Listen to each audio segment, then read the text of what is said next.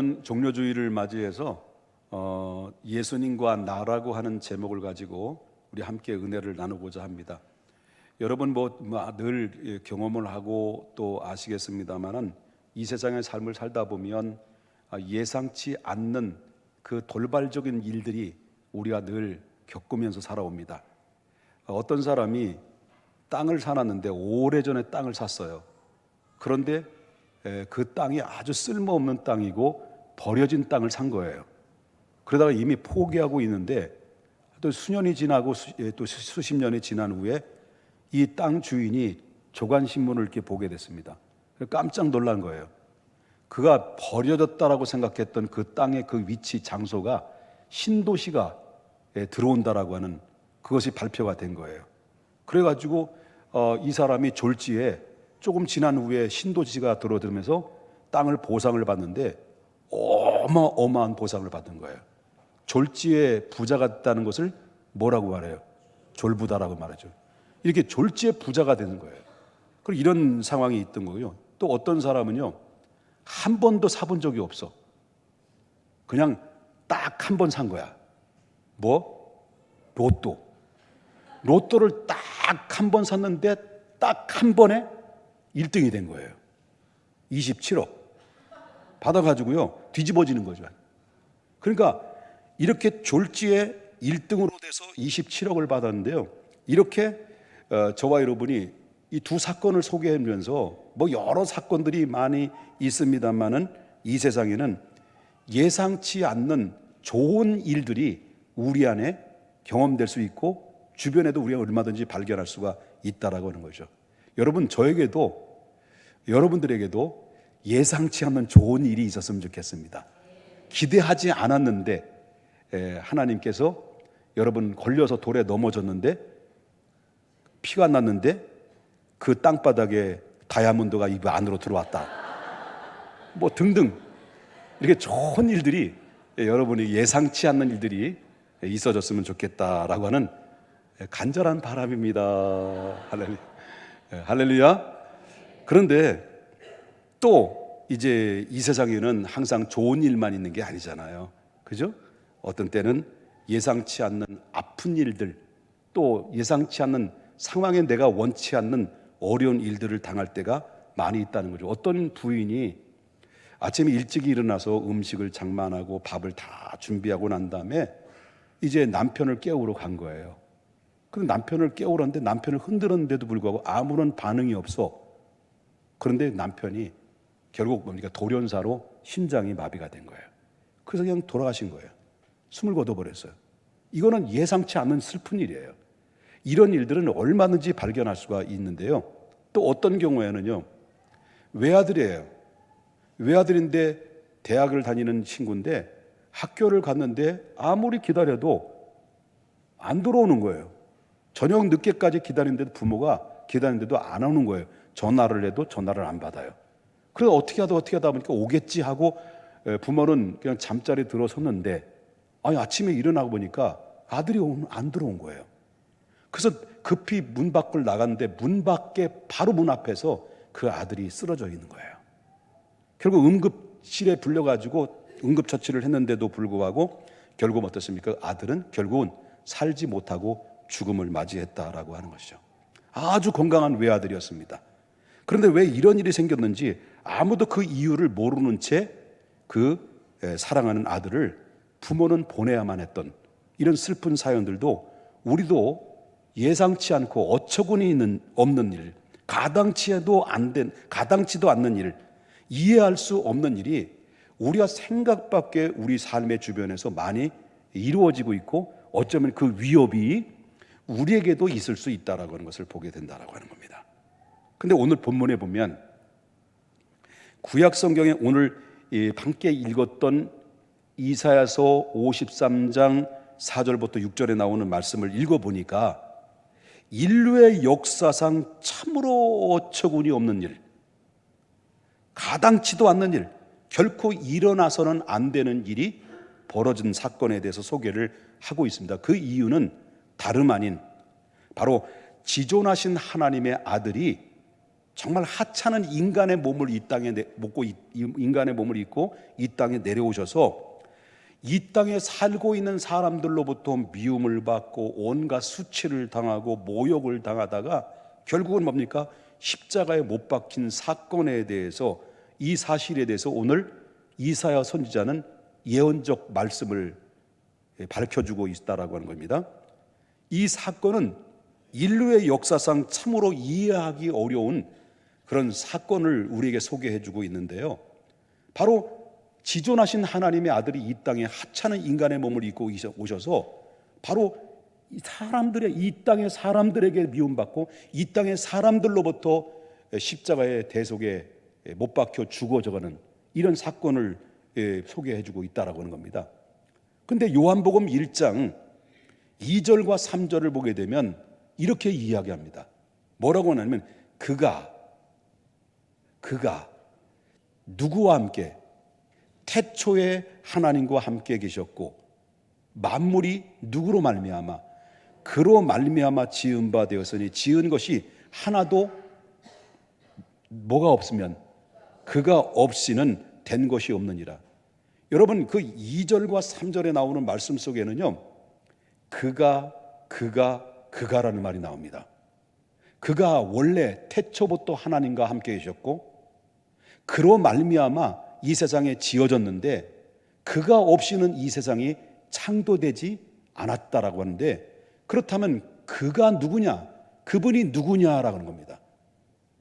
계속 요한복음 1장 쭉 넘어가 보면 말씀이 육신이 되어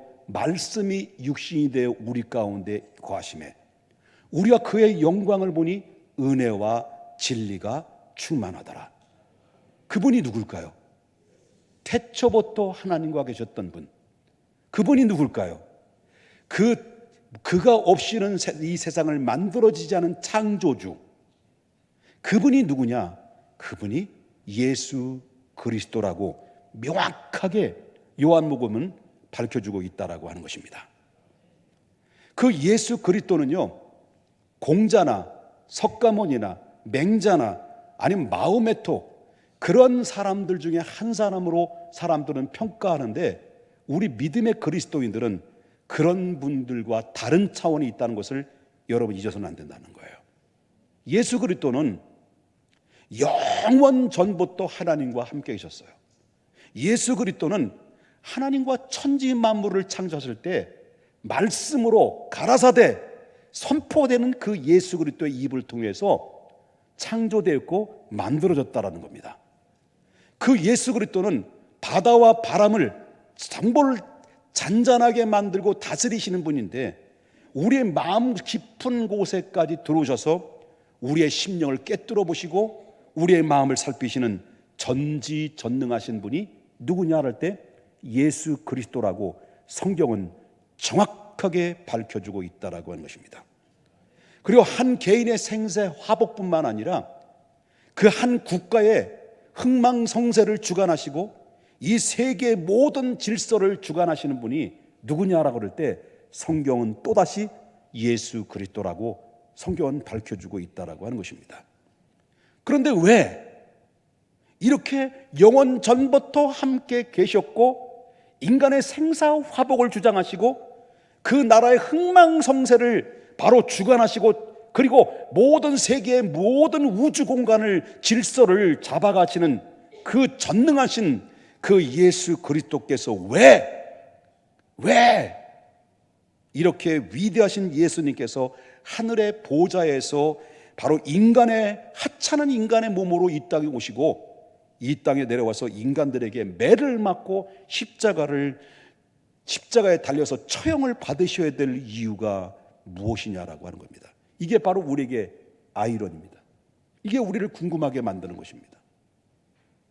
여러분, 그 예수님이 이 땅에 오셔서 바로 원수들에 의해서 예수님은 잡혀서 흉포에 입혔고 거기에 가시 면류관을 씌워졌고 그리고 예수님의 얼굴에 침을 뱉고 따귀를 때리고 그리고 그 후에 옷을 벗기고 그리고 나서 가죽으로 만들었던 채찍을 가지고 사정없이 때렸는데요, 로마 군병들이 그 사정없이 채찍을 가하고 예수님의 몸에, 빈 몸에, 그 벗은 몸에 채찍을 가할 때마다 생살이 찢어지고 살점이 뚝뚝 떨어져 나가는 이런 가운데 바로 살이 패인 곳에는 바로 검붉은 피가 쭉쭉쭉쭉 흘러넘치게 되죠. 이렇게 매를 다 맞은 후에 예수님께서는 당신이 지고 갈 십자가를 짊어지고 골고다 언덕에 한 발 또 한 발 또 한 발 발을 옮기면서 결국 골고다 언덕까지 올라가십니다.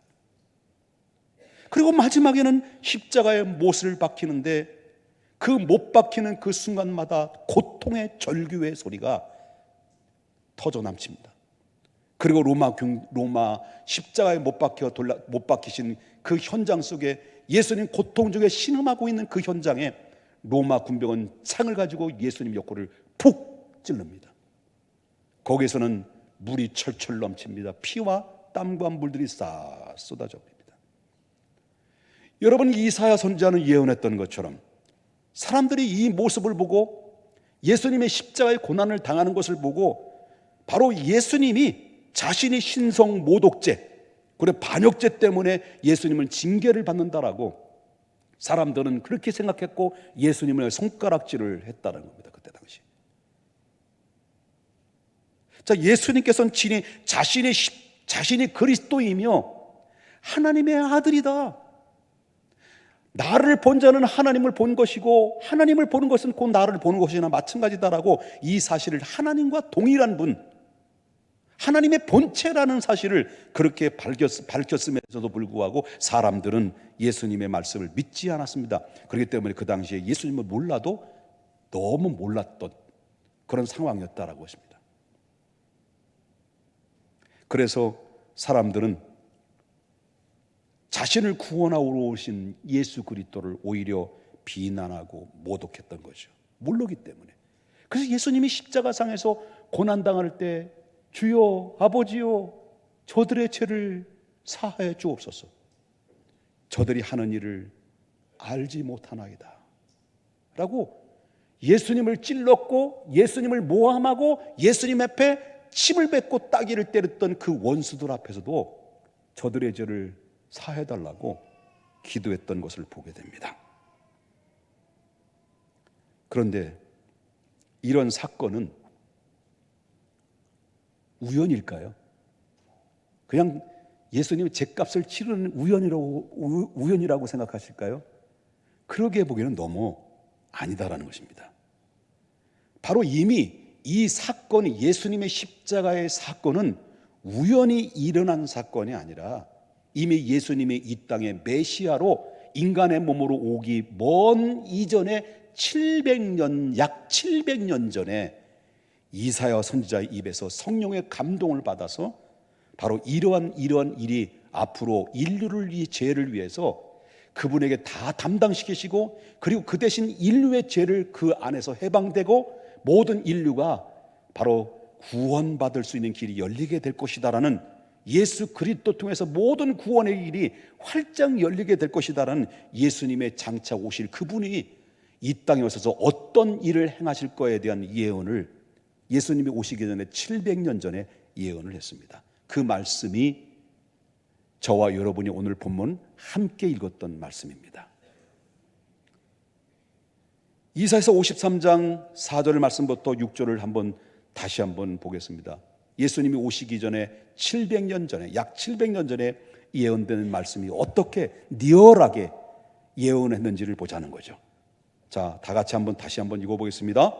그는 실로 우리의 질고를 지고 우리의 슬픔을 당하였거늘 우리는 생각하기를 그는 징벌을 받아 하나님께 맞으며 고난을 당한다 하였노라.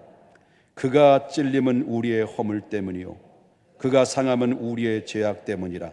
그가 징계를 받음으로 우리는 평화를 누리고 그가 채찍에 맞음으로 우리는 나음을 받았도다. 우리는 다 양 같아서 그릇 행하여 각기 제 길로 갔거늘 여호와께서는 우리 모두의 죄악을 그에게 담당시키셨도다. 여러분, 이것이 예수님이 이 땅에 십자가에 못 박혀 돌아가실 이 광경들, 이 상황들을 바로 약 700년 전에 이사야는 벌써 리얼하게 밝혀준 이 말씀이 오늘 소개되고 있는 말씀입니다. 근데 아니, 그보다 더 훨씬 이전에 또 다른 한 사람을 소개한다고 한다면 다윗 왕입니다. 다윗 왕도 장차 훗날에 인류를 구원할 메시아 예수가 이 땅에 오셔서 어떻게 대속의 죽음으로 인간을 구원하시고 그분을 죽음 대신 우리를 인간을 구원하시는가에 대한 리얼한 예언을 또 한 적이 있습니다.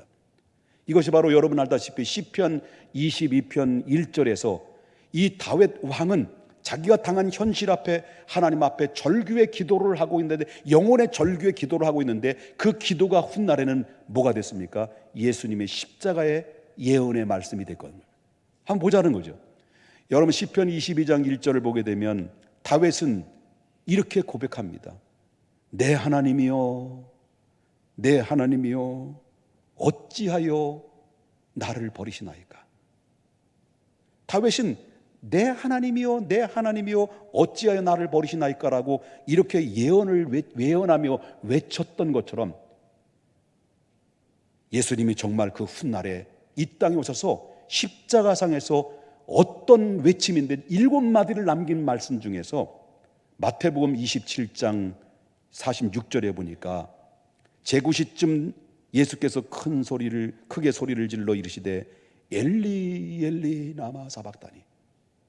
아까 다윗이 고백했던 것처럼 내 하나님이요, 내 하나님이요, 어찌하여 나를 버리시나이까라는 이 예언한 예언의 말씀을 그대로 예수님의 입에서 십자가상에서 나의 하나님이요, 나의 하나님, 어찌하여 나를 버리시나이까. 엘리 엘리 라마 사박다니. 이렇게 외쳤던 것은 구약에서 예언했던 선지자들의 입에서 나온 그 고백처럼 예수님이 그것을 완성하셔요. 십자가를 더 완성하신 그 완성의 외침의 소리가 십자가를 통해서 성취하셨다는 것을 우리가 보게 된다라고 하는 겁니다. 주께서 이 땅에 오신 것은 이런 것을 보면 어쩌다가 우연히 와서 어쩌다 영웅이 된 게 아니라는 겁니다.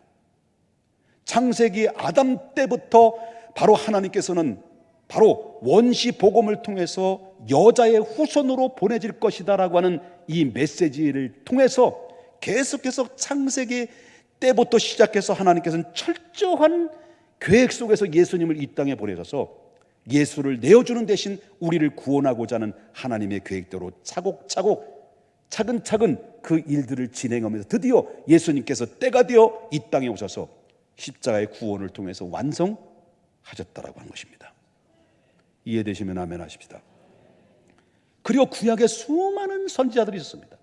예수님께서는 바로 하나님께서는 예수님 이 땅에 보내실 계획만 말씀하신 것이 아니라 계획을 선포하시고 난 다음에 수많은 구약의 선지자들을 통해서 바로 오신다, 메시아가 오신다, 그분이 오시면 인류의 모든 죄를 담당하실 분이다, 그분을 통해서만이 우리가 구원을 얻을 수 있다라고 하는 이 구원의 메시아에 대해서 예언을 계속 선지자 입을 통해서 수많은 선지자들의 입을 통해서 외침의 소리를 통해서 우리에게 알려줬다라고 하는 것입니다. 그래서 여러분 알다시피 사도 바울은 뭐라고 말했습니까? 사도 바울은 이 사실에 대해서 고린도 전서 15장 3절 말씀부터 4절에 보니까 이런 말을 합니다. 내가 받은 것을 먼저 너에게 전하느니 이는 무엇대로 성경대로 그리스도께서 우리 죄를 위하여 죽으시고 그 다음에 장사 지난 바 되었다가 무엇대로 성경대로 사흘 만에 다시 살아나사. 이것은 무엇입니까?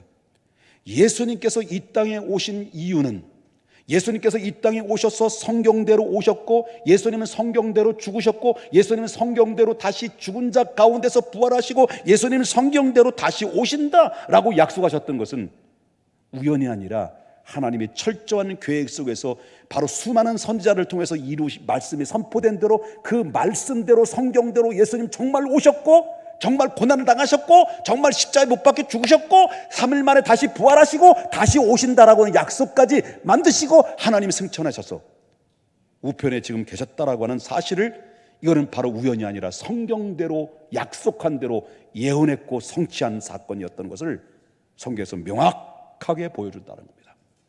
그러므로 우린 성경대로 오신 예수님이 십자가와 예수님의 부활을 정확하게 깨끗하게 믿어야만이 여러분이 구원받는 구원이 확실한 것이다라는 것을 믿으셔야 됩니다. 예수님은 십자가를 피하려고 한다면요, 얼마든지 마음만 먹으면 십자가를 피할 수가 있었습니다. 왜? 하나님, 예수님은 전지전능하신 분이기 때문입니다. 그러나 예수님은 피하지 않았어요.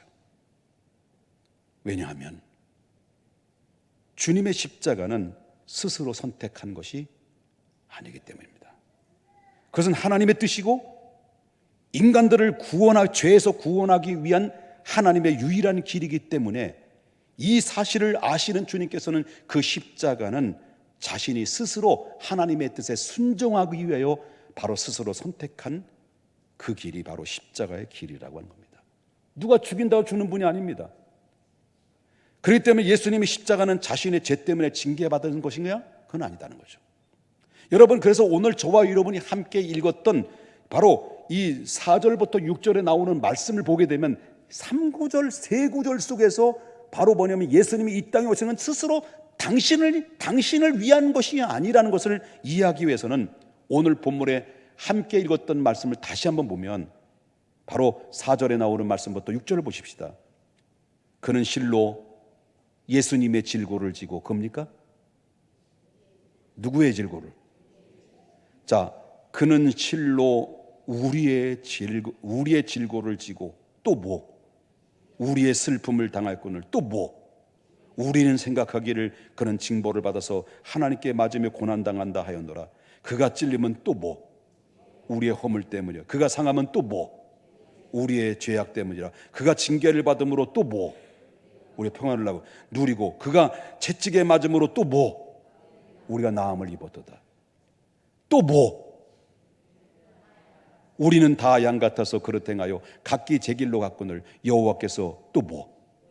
우리의 모든 죄악을 누구에게 담당시켰다는 거예요? 그리스도 예수에게 담당시키셨도다. 예수님이 이 땅에 오신 목적과 이유와 하나님께 순종한 것은 바로 우리의, 저와 여러분의 죄악을 담당하시기 위해서, 그리고 그 징벌을 대신 받으시고 그 대신 우리를 구원하시기 위해서 예수님께서는 이 땅에 오셨다라고 하는 것은, 이건 바로 철저한 성경의 말씀이 하신 그 성경대로 오셨다는 사실을 여러분 의심하지 말고 믿어야 될 줄 믿습니다. 예수님께서 고난당하신 것은 우리 때문이란데 무려 9번이나 얘기했습니다. 이 3구절 속에서 무려 9번이나 우리라고 하는 이 강조점은 하나님이 우리를 향한 사랑이 얼마나 큰지, 하나님 우리를 사랑하는 그 사랑은 십자가를 통해서 우리에게 확증시켰던 그 사건인 것을 우리가 보게 됩니다. 그러므로 요한복음 3장 이 사실을 저와 여러분이 이 말씀을 지금까지 담임 목사의 입을 통해서 하나님의 말씀을 들었다면, 이 말씀을 듣고 내 마음으로 인정하면, 그리고 내 입술로 어떻게 하면 무엇의 결과를 얻게 되느냐라는데, 여러분 요한복음 3장 16절에 너무나도 잘 알고 계시죠. 하나님이 세상을 이처럼 사랑하사 독생자를 주셨으니 누구든지 이는 누구를? 그를 믿는 자마다 멸망치 않고 영생을 얻게 됐다. 요한복음 5장 24절에 보니까 내가 진실로 진실로 너에게 이르노니 누구든지 내 말을 듣고, 여기는 김옥봉 목사가 여러분의 이 순간, 이 시간, 이 짧은 이 고귀한 시간에 복음의 메시지를 전했습니다. 지금까지 하나님이 예수님 이 땅에 보내신 이유와 예수님의 그 말씀에 순종한 이유가 무엇인가를 여러분 지금까지 하나님의 말씀을 들었습니다. 이 말씀을 그대로 받아들이고 이 말씀을 듣고 내 말을 듣고 나를 보내신 이를 믿는 자는 뭘 얻었다는 거죠? 영생을 얻었고, 여러분 이 순간, 바로 지금 이 순간 예수님의 나음에 주님 설교의 말씀을 들었습니다.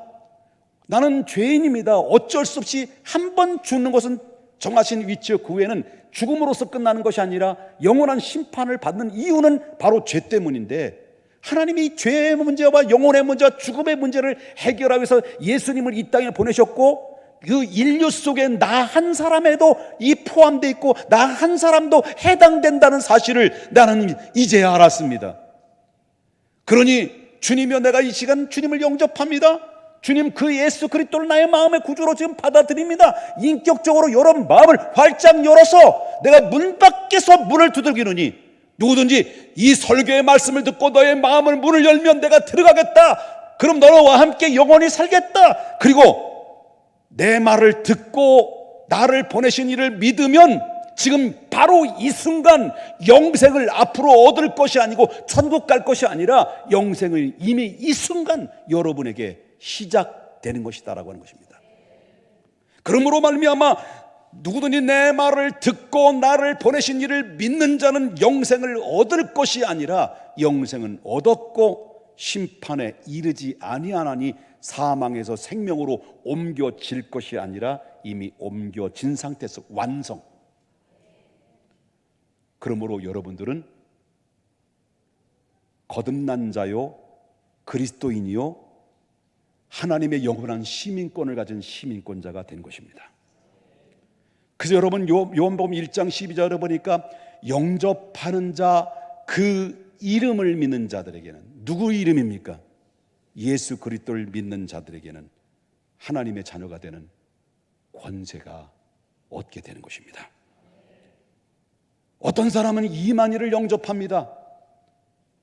어떤 사람은 정명석을 영접해서 바로 메시아다, 자기가 하나님이다 라고 해서 그는 영접해서 인생 다 완전히 쫑난 인생들이 얼마나 많이 있습니까?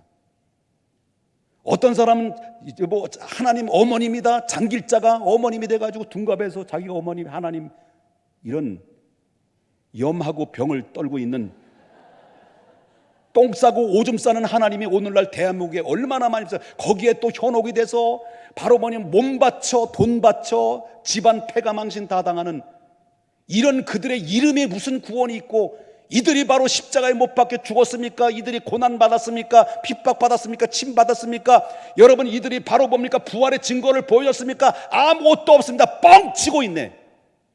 뻥이 뻥. 여러분 옆에 있어서 뻥이요 하면 뻥.